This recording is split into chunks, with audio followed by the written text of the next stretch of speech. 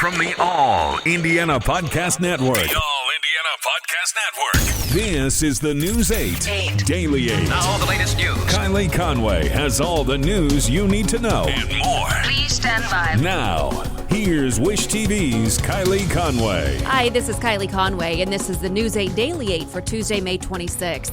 A warm and humid day today in central Indiana. Chief Meteorologist Ashley Brown says some relief is on the way, but storms are too. We have a chance for isolated storms and heavy rain.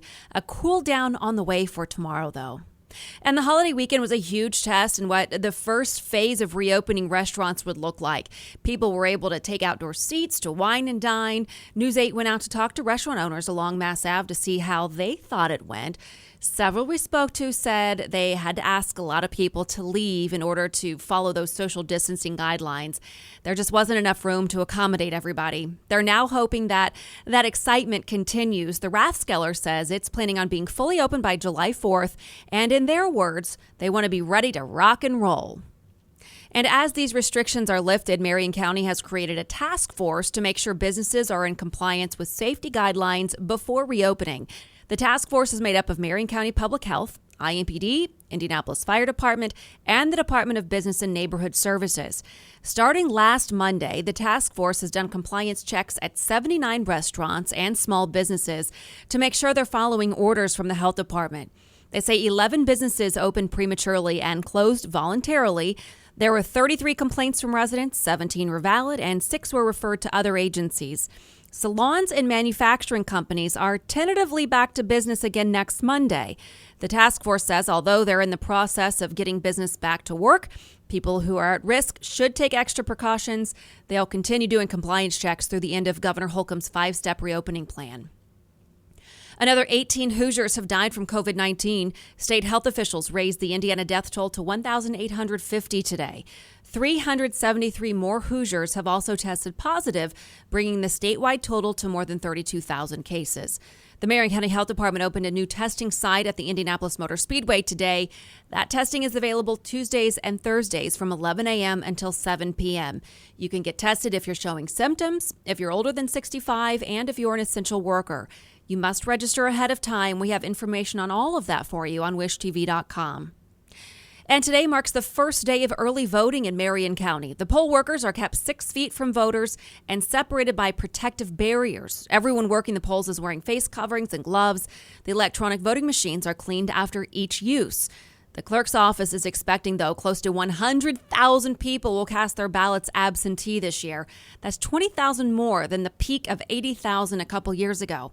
Counting these ballots will also require more people and could delay the final count for many races. If you have an absentee ballot and have not mailed it in, you're encouraged to do so right away. You can also hand deliver that ballot. If you need a new ID or driver's license to vote, the BMV is extending its hours for you. Branches will be open Monday, June 1st from 8:30 a.m. to 8 p.m., then again on Tuesday from 6 a.m. to 6 p.m. The BMV says you do not need to schedule an appointment. Those services will be limited. Social distancing guidelines will also be in place.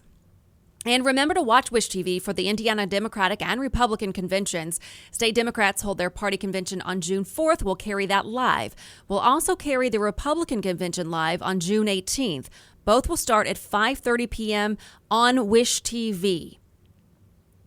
And in other local news, police arrest a woman believed to be connected to a recent double murder on the west side of Indianapolis. Officers took 28-year-old Kristen Wolf into custody Saturday. Investigators haven't said how she's connected to the killings of 28-year-old Dylan Dickover and 24-year-old Victoria Cook. Police found them stabbed to death earlier this month at the Carriage House West apartments. A third victim is recovering from their injuries.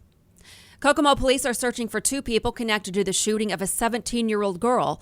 Officers want to talk to 19-year-old Tatiana Moody and 20-year-old Bradley Morgan. Police say someone shot the girl in the head early this morning on East Walnut Street. Medics flew her to Raleigh Hospital for Children. Right now, no word on her condition or what would have led up to this shooting. And someone is in custody after causing a crash that killed a child. It happened overnight near 36th and Emerson on the northeast side of Indianapolis. Police say a driver in a Camaro crossed the center line and hit an oncoming SUV. The driver tried to run off, but police caught her. The child who died was in the passenger seat. Police say the driver of the SUV did get away.